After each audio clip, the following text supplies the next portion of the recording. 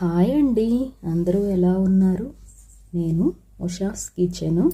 ఈరోజు మీకు కమ్మటి బంగాళదుంప ఫ్రై అనేది కారం అనేది యూజ్ చేయకుండా పచ్చిమిరపకాయలతో ఎలా వండుకోవాలన్నది చూపించబోతున్నాను. ఫస్ట్ టైం నా వీడియో చూసిన వాళ్ళు లైక్ చేయండి, సబ్స్క్రైబ్ చేసుకోండి, మరిన్ని నోటిఫికేషన్స్ అనేవి వస్తాయి. ముందుగా బంగాళదుంపలు అనేది ఇలా కట్ చేసుకోవాలండి.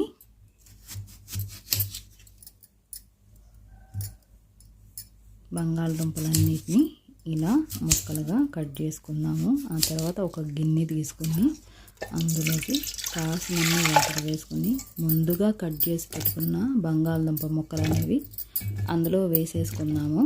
అందులోకి కాస్తంత ఉప్పు అనేది వేసుకున్నామండి, ముక్కలు చప్పగా లేకుండా ఉప్పుగా ఉండటానికి. ఇప్పుడు మూత పెట్టుకొని గ్యాస్ వెలిగించుకొని ముక్కలన్నీ ఉడికించుకున్నామండి.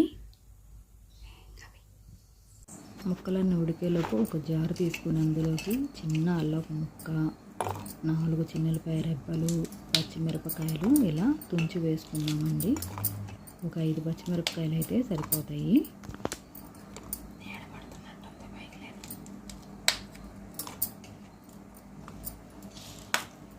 ఒక టేబుల్ స్పూన్ జీలకర్ర,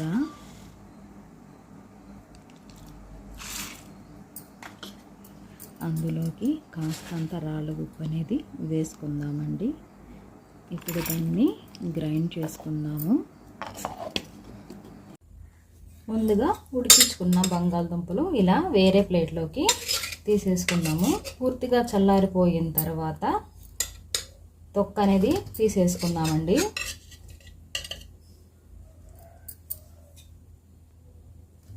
చల్లారిపోయిన తర్వాత తొక్కలు అనేది తీసేసుకుందాము. ఈ సైజు ఉల్లిపాయలు సన్నగా కట్ చేసుకుందామండి, చిలికిల్లాగా. మీకు ఎంత వీలైతే అంత సన్నగా కట్ చేసుకోండి.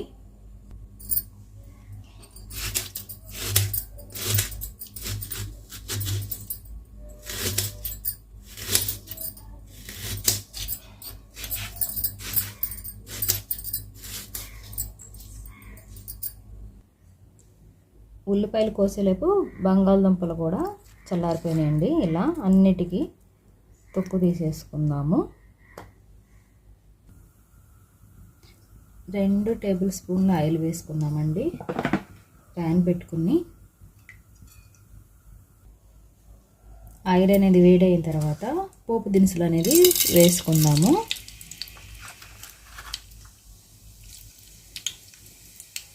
అందులోకి ఒక ఎండుమిరపకాయ,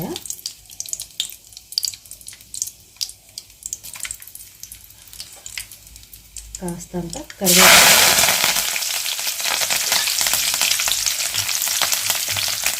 ఇప్పుడు సన్నగా తరిగి పెట్టుకున్న ఉల్లిపాయలు కూడా వేసేసుకున్నాము.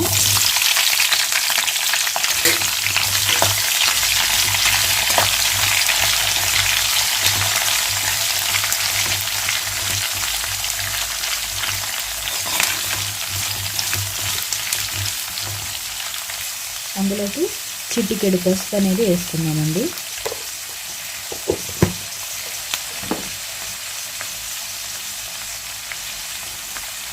కాస్తంత ఉప్పు కూడా వేసుకున్నాము, ఎందుకంటే ముక్కలు ఉడకబెట్టేటప్పుడు పచ్చిమిరపకాయలు దంచినప్పుడు కూడా వేసుకున్నాం కాబట్టి కొంచెం వేసుకున్నాము.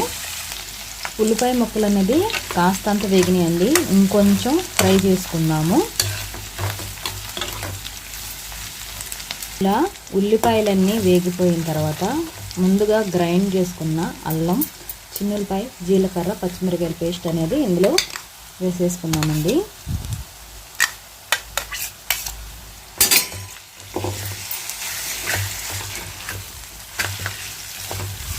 ఇది పచ్చి వాసన పోయేంత వరకు వేసుకున్నాను. ఈ పచ్చిమిరపకాయల పేస్ట్ అనేది వేగితే కమ్మని వాసన వస్తుందండి, అంతవరకు ఫ్రై చేసుకోవాలి. చూసారు కదా, ఇలా ఫ్రై అయిపోయింది. నాకైతే మంచి స్మెల్ అయితే వస్తుంది. ఇప్పుడు ఇందులోకి బంగాళదుంప ముక్కలు ఉడికించుకున్నాం కదండి, ఆ ముక్కలన్నీ ఇందులోకి వేసేసుకున్నాము.